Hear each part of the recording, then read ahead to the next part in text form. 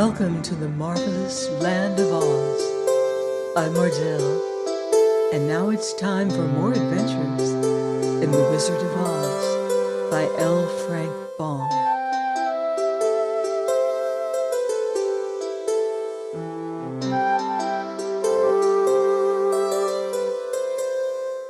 Chapter 18, Away to the South. Dorothy wept bitterly at the passing of her hope to get home to Kansas again. But when she thought it all over, she was glad she had not gone up in a balloon. And she also felt sorry at losing Oz, and so did her companions. The Tin Woodman came to her and said, "Truly I should be ungrateful if I failed to mourn for the man who gave me my lovely heart. I should like to cry a little, because Oz is gone, if you will kindly wipe away my tears, so that I shall not rust." "With pleasure," she answered, and brought a towel at once. Then the Tin Woodman wept for several minutes, and she watched the tears carefully and wiped them away with the towel. When he had finished, he thanked her kindly and oiled himself thoroughly with his jeweled oil can to guard against mishap. The Scarecrow was now the ruler of the Emerald City, and although he was not a wizard, the people were proud of him. For they said, "There is not another city in all the world that is ruled by a stuffed man." And so far as they knew, they were quite right.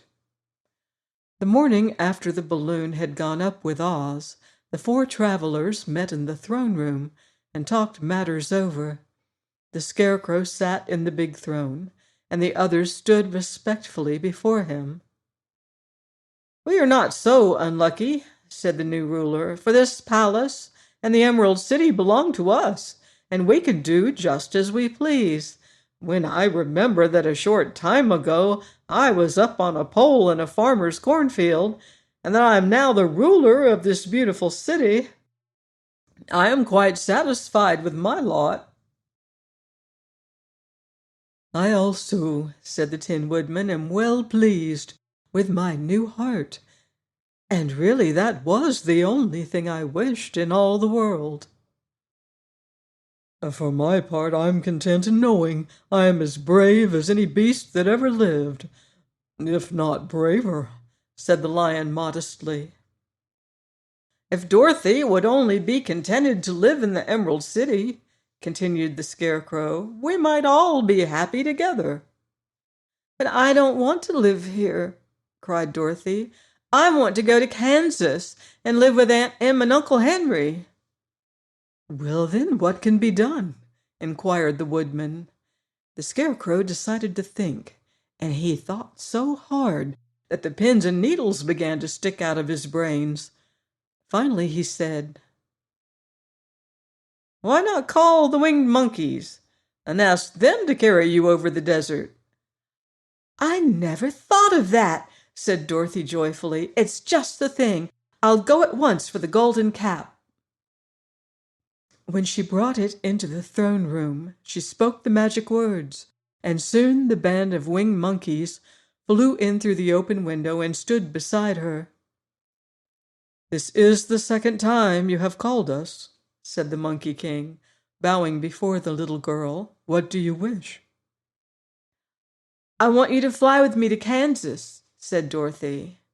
But the Monkey King shook his head. "That cannot be done," he said.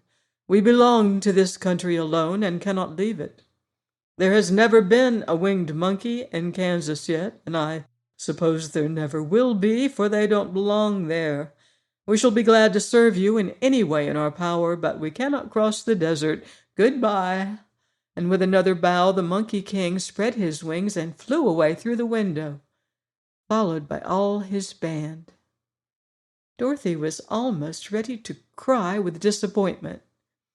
"I've wasted the charm of the golden cap to no purpose," she said, "for the winged monkeys cannot help me." "It is certainly too bad," said the tender-hearted Woodman. The Scarecrow was thinking again, and his head bulged out so horribly that Dorothy feared it would burst. "Let us call in the soldier with the green whiskers," he said, "and ask his advice." So the soldier was summoned and entered the throne room timidly, for while Oz was alive, he never was allowed to come farther than the door. "This little girl," said the Scarecrow to the soldier, "wishes to cross the desert. How can she do so?" "I cannot tell," answered the soldier, "for nobody has ever crossed the desert, unless it is Oz himself." "Is there no one who can help me?" asked Dorothy earnestly. "Glinda might," he suggested. "Who's Glinda?" inquired the Scarecrow. "The Witch of the South.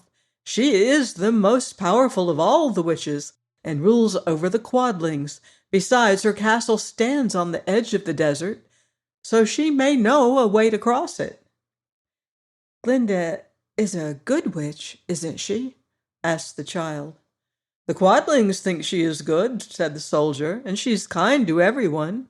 I have heard that Glinda is a beautiful woman who knows how to keep young in spite of the many years she has lived." "How can I get to her castle?" asked Dorothy.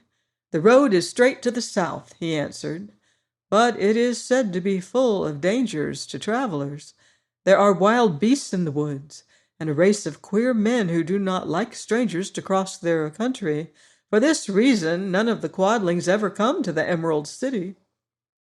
The soldier then left them, and the Scarecrow said, "It seems, in spite of dangers, that the best thing Dorothy can do is to travel to the land of the South and ask Glinda to help her.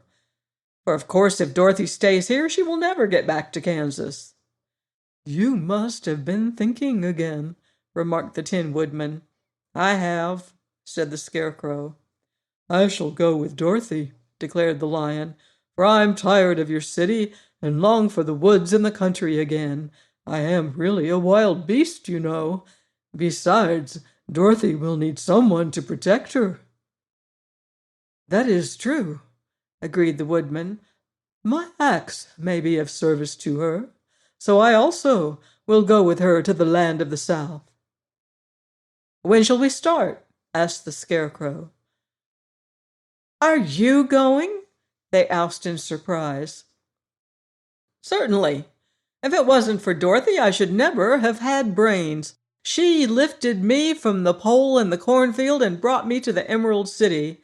So my good luck is all due to her, and I shall never leave her until she starts back to Kansas for good and all." "Thank you," said Dorothy gratefully. "You are all very kind to me, but I should like to start as soon as possible." "We shall start tomorrow morning," returned the Scarecrow. "So now let us all get ready, for it will be a long journey." Please join me here next week on the marvelous Land of Oz for more exciting Oz adventure. Goodbye for now. See you in Oz.